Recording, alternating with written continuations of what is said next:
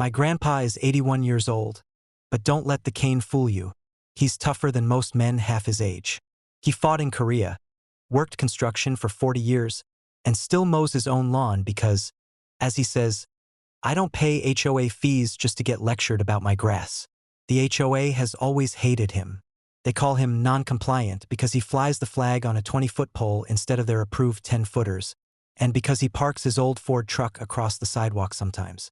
But Grandpa doesn't bend. He says he fought too hard for his land to let pencil-neck neighbors tell him how to live. Then one Sunday afternoon, things escalated. I was sitting on his porch with him, sipping sweet tea, when a black SUV rolled up. Out stepped 3 men in dark uniforms, patches reading HOA Enforcement Division.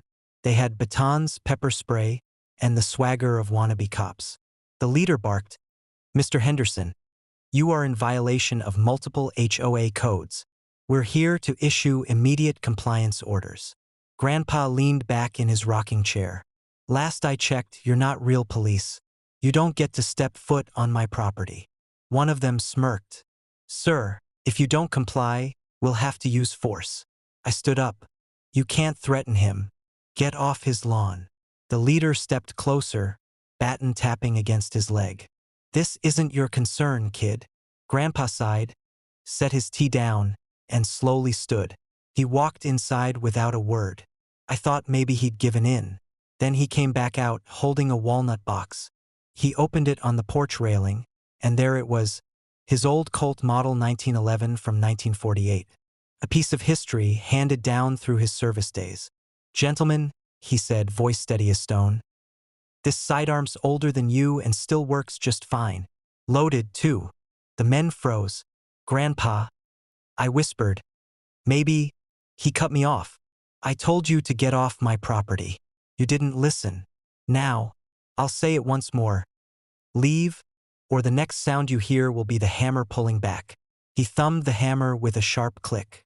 The sound echoed across the yard like a thunderclap. The HOA cops suddenly didn't look so tough. The leader's baton dropped a little. Another guy muttered, "He's serious, man."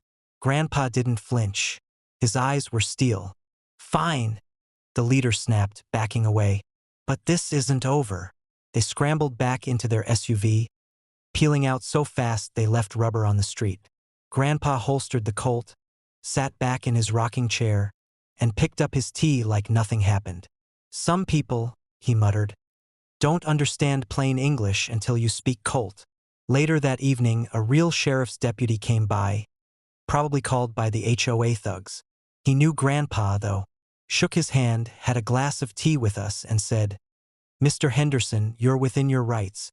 If they show up again, call me directly." Word must have spread fast, because the fake HOA cops haven't been seen since. Neighbors whisper about how Grandpa drew down on them. Karen, of course, tried to file a complaint with the board, but even they weren't dumb enough to mess with a decorated veteran and a loaded .45.